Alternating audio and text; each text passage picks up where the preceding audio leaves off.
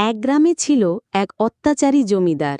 তিনি গরিব কৃষকদের ওপর নানা কর আরোপ করতেন এবং সামান্য দেরিতেই তাদের জমি কেড়ে নিতেন।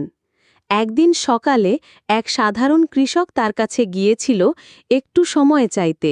জমিদার বাবু, এইবার ফসল ভালো হয়নি, যদি একটু সময় দেন তবে আপনার ঋণ শোধ করে দিব। ফসল ভালো না হলে আমি কি করব? কালকের মধ্যে টাকা না দিলে জমি আমার। আপনি চাইলে আমার গরুটা নিয়ে যান, কিন্তু জমিটা আমার একমাত্র সম্বল, এই জমিটা দিয়েই তো আমার সংসার চলে। হা হা হা হা হা। আমি তোকে শিক্ষা দিতে চাই, গরিবের জায়গা আমার পায়ের নিচে। কৃষক চোখে জল নিয়ে চুপ করে চলে যায়।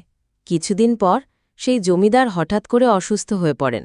ডাক্তার বলে তাকে পল্লী জীবনেই থাকতে হবে। সব চাকর-বাকর ছেড়ে চলে যায়।